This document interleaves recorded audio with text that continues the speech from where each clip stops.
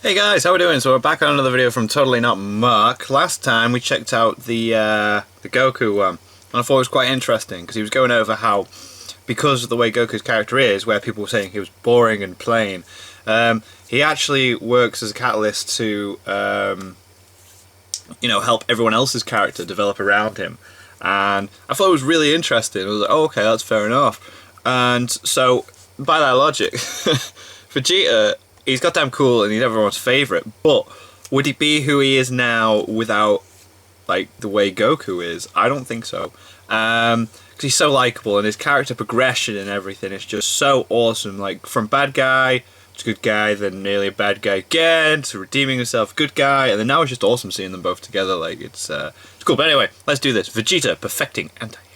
In August of 2018, I released a video discussing the characters Vegeta and Goku, asking you, the audience, to decide which of the two you identify with more and who you might want to be if given the choice. By an incredibly wide margin, Vegeta was the character chosen. So I asked on Twitter, why don't people like Goku?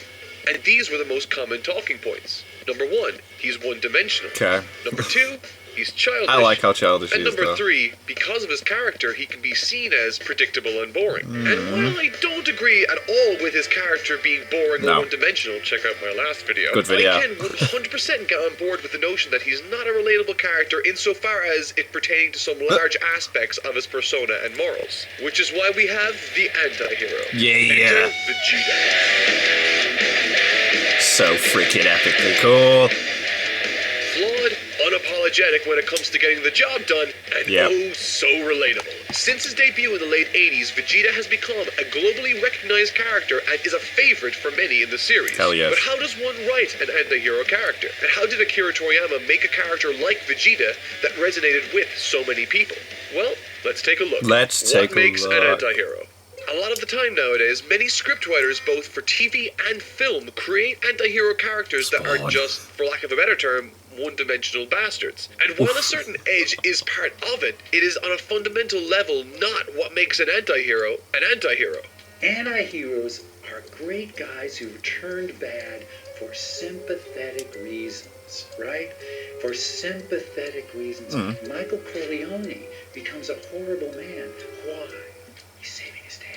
He's saving his family, right? Right. Tony Soprano is a horrible guy, but we like him. Why? Because he wants to save his family. When writing the anti-hero character, it is important to understand what makes an anti-hero and what does not make an anti-hero. For example, the anti-hero of the story is not the villain of the story, which means that Vegeta has not always been the anti-hero character. No, that's true, yeah.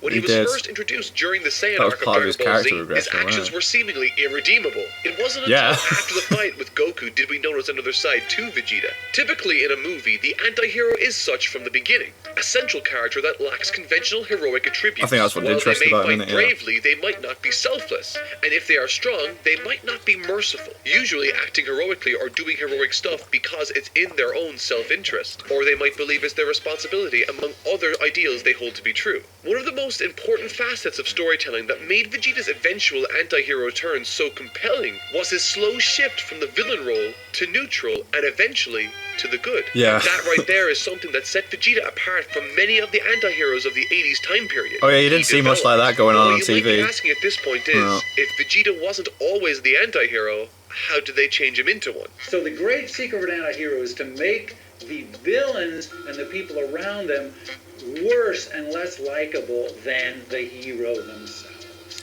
Right. So Tony Soprano's mom is the most miserable, horrible human being ever conceived on television. Right, there we go. But so we love Tony because his mom He's is constantly just so up against awful, that, and we think, God, poor guy. No wonder he turned into a murdering psychopath. Right. The sympathetic charter. If there's one surefire Make us way to make sympathise your with him, anti-hero and shine, be like, it's right, by writing a get it. story where he We has get to overcome an even more despicable evil. Once Vegeta suffered the defeat at the hands of Goku, we are greeted by this scene.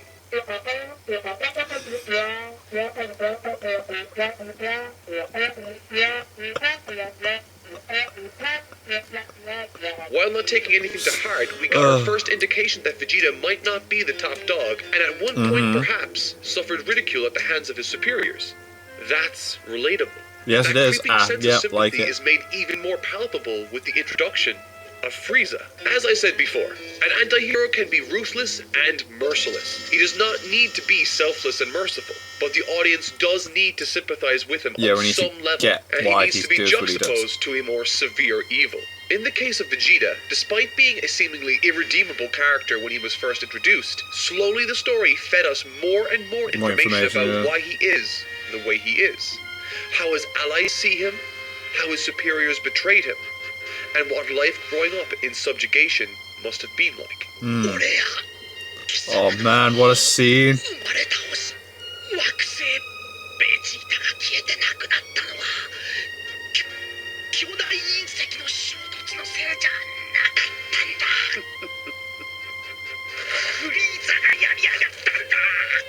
The key to connecting an anti-hero to the audience is sympathy. Their actions and moral standing might be questionable, but when the audience can empathize with the character, then they are also able to accept and understand why he is the way he is. On top of that, it frees up space for us to see his redemption arc, or good side, more clearly.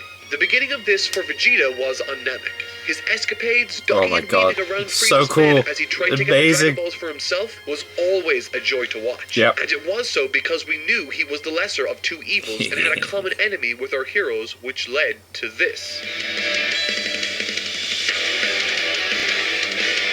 That might be a fun moment to look back on, but it was also the very first time Vegeta's actions coincided with what the main cast of good guys wanted. And from that moment on, Vegeta had cemented himself as an anti-hero, fighting, albeit begrudgingly, alongside the rest of the Earth's fighters, even going so far as to heal Goku before the impending Frieza attack. And all of that played into another aspect of Vegeta that made his anti-hero so successful and, more importantly, compelling. He is an active character that drives the story forward. If you have a full character that's real, that you've created, and then you put something in front of them, in a way they will begin to write the movie, because you know how they're going to react to whatever you put in front of them, because they're now these dimensional characters, as opposed to, let's have this happen, let's have this happen, let's have this happen, and we'll just make sure that they do these things that I've preordained. And I think that's what creates a feeling of artistry. I'm liking this comparison with this for Vegeta and that. Boring, I think. Vegeta is a compelling character because instead of waiting for the story to happen to him, which would be a reactive thing to do, Vegeta the character takes action and tries to manipulate the odds to his favor. Because of this character trait, Vegeta has caused many, many terrible things to happen, as well as the good that I've mentioned before. Regardless, because his character has an active approach to the story, we the audience find him extremely interesting to watch because he is the one that moves the plot forward, and that is immensely compelling.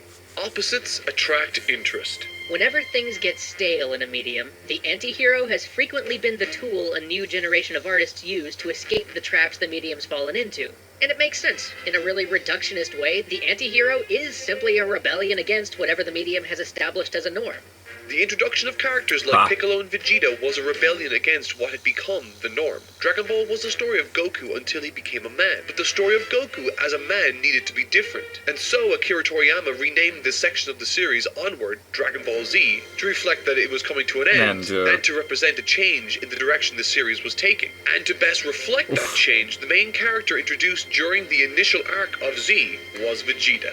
This is a phenomenon that is observed in every single instance a certain genre gains a large amount of notoriety for a long period of time. Crime dramas were once all the rage, and so to subvert the trope of having the good guy protagonist to the genre, the anti-hero Walter White was created. A sympathetic, complicated character that was doing the wrong thing for all the right reasons. Superhero films now thrive in the box office, and so it became the perfect time to have a movie like Deadpool become a worldwide success. Now, I am by no means saying that Deadpool was successful just because of its subversion of our expectations. The film was also very well written and shot. However, what I am saying is that when a certain genre becomes stale, it inevitably gives rise to an anti-hero in that genre. The shonen genre was inundated with good boys like Goku, and so added an edge into the mix, as a main character giving rise to a whole new kind of shonen anti-hero. Whether or not Vegeta was the first in manga doesn't really matter. He is the one that has stood the test of time as the example. Don't believe me? How many times have you heard someone say that so-and-so is the Vegeta of that show?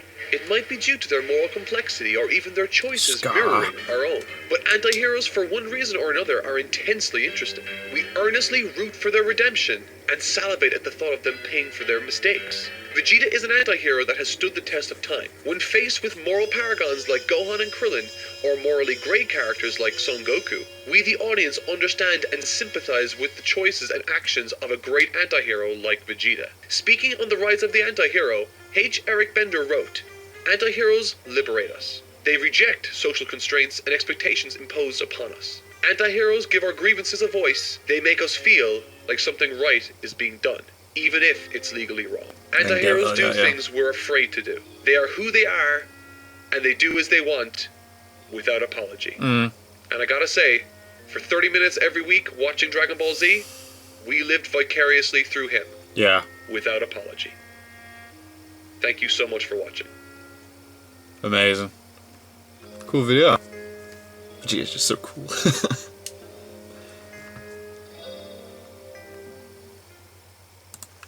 I like how he ended it on a somber note then. Like, it's like, cool.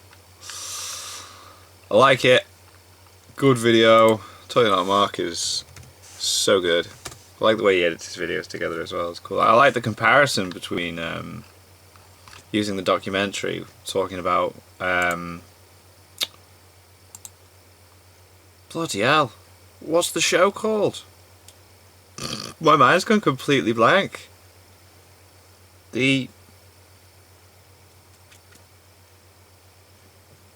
Oh my god. My mind's got blank as to what it's called. I know what it's called. Oh well. But yeah, it keeps coming to me and then I go... But anyway, the comparison between the two, using Vegeta and then Frieza as the mother figure. It's true. As soon as you've got someone to get behind, it's like, as soon as you understand their actions and that, then it's like, cool, go for it, do it. Boom, boom, boom. Create that moral grey area where we're like, ooh, don't know, but then, yeah. So, cool. Anyway, thank you guys very much for watching. What do you guys think of that? What do you guys think of this? Click like, subscribe if you haven't already. Leave comments down below. Let me know what you should watch and discuss in future videos, and I'll see you guys. Just all you guys next time.